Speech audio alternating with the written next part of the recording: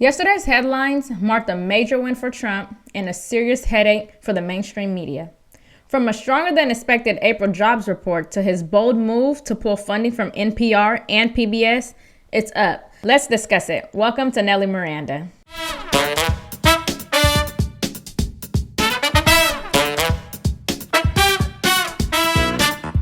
That highly anticipated April jobs report has just been released, and it's actually beating expectations. News Nation's Alicia Nieves is live on Wall Street.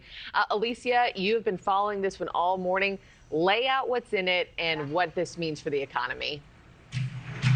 Yeah, this is probably one of the most important pieces of economic data, as I mentioned earlier, that we're going to get all month. And this is a Goldilocks report, to say the least. This is a report that turned positive. You have 177,000 jobs added for the month of April. The expectation was about 133,000 jobs. So this is a nice beat for this report. But it is down lower from about 228,000 that we saw in March. Unemployment, that was a key number that we were going to focus in on. 4.2% is the unemployment rate. That remains unchanged, and that is what economists were looking for here. So as you saw a moment ago there, the pre-markets, the stock market, looking to open up in positive territory on this report. Despite media predictions of an economic slump, the April jobs report exceeded expectations over the past 12 months. The U.S. has added nearly 1.9 million jobs. That's 158,000 new jobs on average each month. Not exactly the recession collapse we were promised, right? If you go to CNN.com, there's an article titled, "The U.S. economy added a stronger than expected 177,000 jobs in April." But right beneath that headline, they included a video to downplay the positive job numbers. Take a listen. On paper, the jobs market appears strong, but it's getting harder for people out of work to find new jobs, especially those looking for high-paying white-collar positions.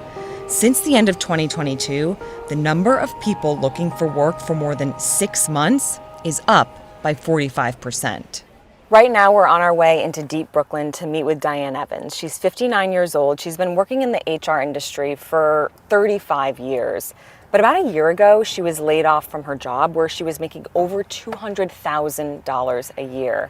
And since then, she's only been able to find one job. That's working at a catering hall as a bathroom attendant. When you see the headlines, strong numbers, hundreds of thousands of jobs added, what do you think when you see that? That's not the reality that I see. That's not what I'm living. How would you compare this job market to all the other job market cycles that you've been through in your career? I've never seen anything like this. They call it the white-collar recession. CNN is hell-bent on undermining Trump. It's disturbing. But as 177,000 new jobs rolled in, President Trump just signed an executive order cutting federal funding to NPR and PBS. He says that these taxpayer-funded outlets have morphed into political propaganda machines, and he has examples. NPR once called the Declaration of Independence a flawed document. They apologized for calling illegal immigrants illegal. They repeatedly insisted COVID-19 did not originate in a lab and refused to export a theory. PBS aired a drag queen kids show called Little Miss Hot Mess for children 3 to 8 years old. Let's watch a clip from it, shall we? The hips on the drag queen go swish, swish, swish. Just gonna swish them from side to side. Swish, swish, swish, swish, swish, swish. The hips on the drag queen go swish, swish, swish all through the town. And you're going to notice that as more and more queens parade through this town, it goes from being a little bit gray and ordinary to being a little extra bright and colorful. Enough. It really is a hot mess. No one wants their little boys swirling or twirling their hips around in sparkly clothing.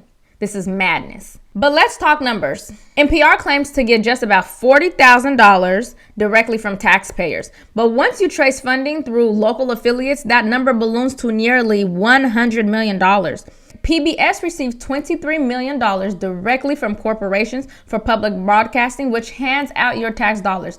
Their CEO makes over $1.2 million a year, with multiple executives earning more than $400,000 annually. Despite the taxpayer support, PBS and NPR hold nearly $1 billion in assets combined. Yeah, they do not need our tax money. The big question is, does President Trump actually have the legal authority to do this?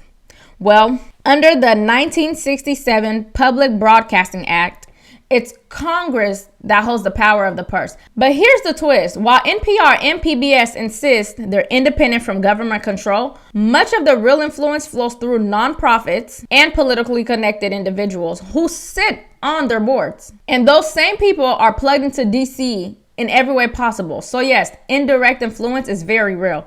And not to mention, their own editorial team is 87 Democrats to 0 Republicans. Let that sink in. Totally not biased, right? So again, this all comes down to one question. Will Congress back the president on this? Should taxpayer dollars continue to fund NPR and PBS? Let me know in the comments. And if this kind of honest commentary brings you value, please don't forget to like, subscribe, and hit the bell so that you don't miss an update.